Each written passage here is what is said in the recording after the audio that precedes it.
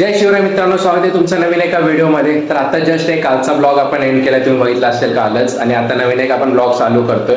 Acnes आता थोडा late आपण चालू करतोय ब्लॉग, कारण काल सकाळपासून एक स्टुडंट पण आली होती आणि नंतर थोडंसं मला काम होतं, त्यामुळे मी ब्लॉग करायचं म्हणजे केला नव्हता ॲक्च्युली. आता 3:30 वाजले दुपारचे, आता चालू करतोय ब्लॉग. सो आता आपल्याला तेच नेहमीच आपलं काम असणारे स्केच वगैरे करायचं, ते सुरू करूया पटापट. आता A few moments later. मित्रांनो, आता जस्ट एका माझ्या स्टुडंटचा फोन आला होता की जे आपण पॅकिंगसाठी काय बोलतात, कार्डबोर्ड वगैरे जे पोटे यूज करतो ना पॅकिंग मटेरियल म्हणून, बॉक्स वगैरे जे आपण बनवतो, तर भंगारवाल्याकडे चांगला बॉक्स आला. ॲक्च्युली भंगारवाल्याकडनंच घेतो, कारण नवीन जर घ्यायला गेलं त्या साईजचा त्या ह्याचं तर महाग पडतो, आणि जेणेकरून कस्टमरकडनं मी महाग घेईल. आणि हे जे स्वस्तात मिळतात तर कस्टमरला पण थोडीशी कमी प्राइसिंग लागते पॅकिंगची वगैरे, डिले कुरिअरची वगैरे. सो मी आता भंगारवाल्याकडे, त्यांचा फोन आला होता मला स्टुडंटचा की भंगारवाल्याकडे 2-3 चांगले बॉक्सेस आलेत, बघून घे. सो आता मी फटाफट जातो ते बघायला, आणि जर चांगला असेल तर घेऊन येऊया पटापट बॉक्सेस.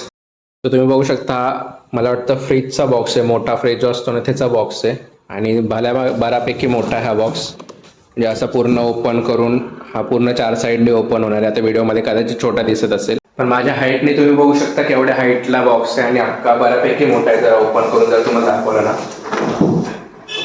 ते ओपन होत नाहीये, ते नंतर करू ओपन. पण बऱ्यापैकी मला वाटतं 15-16 स्केच तर आरामात त्याच्यामध्ये पॅक होतील. म्हणजे नेक्स्ट जवळपास 1-1.5 महिना आपला आरामात निघेल. अजून थोडे आतमध्ये बॉक्स आहेत, पण जे असे नवीन चांगले बॉक्सेस आहेत ते लगेच उचलून घेतो, कारण जेव्हा आपल्याला पॅकिंगला कधी कधी कमी पडतात ना, तर ते असं कमी पडू नये म्हणून मी चांगले बॉक्सेस दिसले की भंगारवाल्याकडनं घेऊन येतो, ते कमी किमतीमध्ये वगैरे.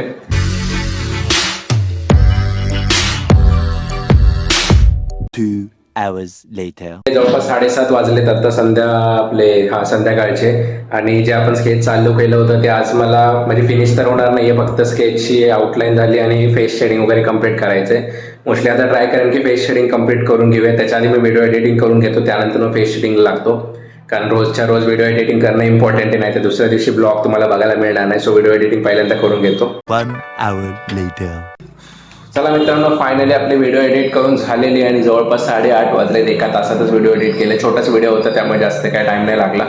सो आता आपण विचार करतोय स्केच करू 9:30-9:45 पर्यंत मोस्टली स्केच करेन मी आज. बघू आता किती स्केच कंप्लीट होते ते पण माहिती नाही, आणि तुम्हाला लिटरली स्केच दाखवू शकत नाही. मला दाखवायचं होतं पण दाखवू शकत नाही. तुम्हाला माहितीच की ऑर्डरवाले स्केच आपण दाखवत नाही, कारण परमिशन असते बेसिकली कस्टमरची. आणि आपण ॲक्च्युली डेलीचे स्केच वगैरे करतो ना, म्हणजे रोजच्या रोज स्केच टाकतोय.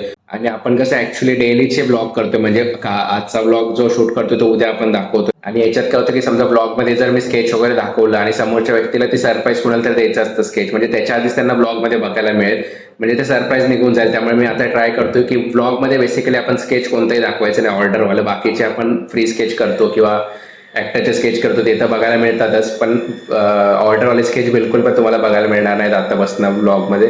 पण आपण इन्स्टावरती पोस्ट करतो ते तुम्हाला बघायला मिळते, तिकडे आपण नंतर पोस्ट करतो ॲक्च्युली सरप्राईज दिल्यानंतर. सो तिथे रील्स वगैरे तुम्हाला बघायला मिळते, रिएक्शन्स म्हणा, स्केचची व्हिडिओ म्हणा किंवा पोस्ट वगैरे म्हणा, सगळं तुम्हाला तिथे बघायला मिळेल. सो तिथे फॉलो करू शकता जर तुम्हाला स्केच वगैरे बघायचे असतील तर. चला मित्रांनो, आता मला थोडीशी व्हिडिओ करायची होती, पण बाहेर ते पाण्याची मोटर चालू झाली. आपलं पाण्याच्या टाकीच्या वरती चढतं त्याची मोटर ॲक्च्युली चालू केली, तर त्याचा आवाज थोडासा तुम्हाला येत असेल, तर ते बंद केल्यानंतर आपण व्हिडिओ कंटिन्यू करूया.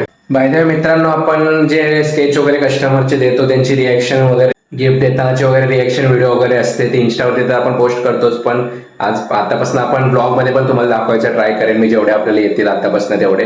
सो एक रिॲक्शन व्हिडिओ मला आता सकाळीच एका कस्टमरने पाठवलेली, मी त्या मोस्टली मागतो सगळ्यांना जे जे देऊ शकतात त्यांना. सो ते तुम्हाला अगोदर दाखवतो.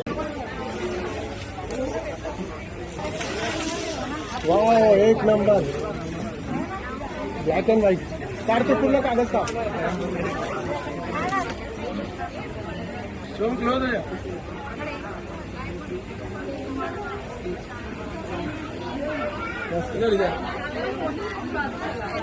किधर देख लो ना, तीनों फ्रेम किधर देखो जरा नीचे देखना आंटी. तर तुम्ही बघितलंच त्या कस्टमरला पण स्केच खूप आवडले. मोस्टली काय काय कस्टमरला रिॲक्शन देता येत नाही ॲक्च्युली, आणि म्हणजे ते व्हिडिओजमध्ये मोस्टली येत नाहीत, आणि व्हिडिओ चालू असेल तर थोडं ऑकवर्ड वाटतं लोकांना, बऱ्याच लोकांना असंच होतं. सो रिॲक्शन हवी तेवढी प्रॉपर मिळत नाही, पण तुम्हाला ते बघितलंच असेल की त्यांना स्केच खूप जास्त आवडलंय. आणि तुम्ही असं लोकांना स्केच करून सरप्राईज करू शकता, तुमच्या फ्रेंड्सना, फॅमिलीमध्ये, रिलेटिव्समध्ये कुणालाही. ऑर्डर करायचे तर तुम्हाला माहितीच आहे, आपण डायरेक्ट इन्स्टावरती ऑर्डर्स वगैरे घेतो, सो तिकडे जाऊन डायरेक्ट मेसेज करू शकता ऑर्डर करण्यासाठी.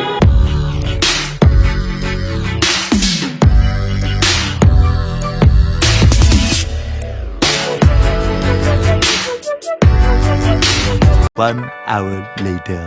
चला मित्रांनो, रात्रीचे आता 9:30 होऊन गेले, 9:15 होत आलेत आता. आणि स्केचचं फेसचं शेडिंग आपण कंप्लीट केलेलं आहे. बाकीचं उद्या मी पोर्शन कंप्लीट करेन. जास्त आज केलं तर मग ते एकटिक होणार आणि ते प्रॉपर येणार नाही डिटेलिंग वगैरे. सो ते आपण उद्या कंटिन्यू करूया. एनिवेज हा ब्लॉग आपण इथेच एंड करूया. या ब्लॉगमध्ये जास्त काय वेगळं काय केलं नाही. आपण स्केच वगैरे केले, क्लासेस वगैरे घेतले, तेच असते. पण आता गणपती येतो, गणेश चतुर्थी येते आपल्या सोसायटीमध्ये, जसं तुम्हाला माहिती आहे गणपती बसतो, तर त्याचे ब्लॉग्स मी टाकणार आहे. सो येणाऱ्या टाईममध्ये भारी भारी ब्लॉग्स तुम्हाला बघायला मिळणार आहे. सो चॅनलवरती नवीन असेल तर सबस्क्राईब करायला विसरू नका. हा ब्लॉग आवडला असेल तर लाईक नक्कीच करा मित्रांनो. चला मित्रांनो, भेटूया उद्याच्या ब्लॉगमध्ये.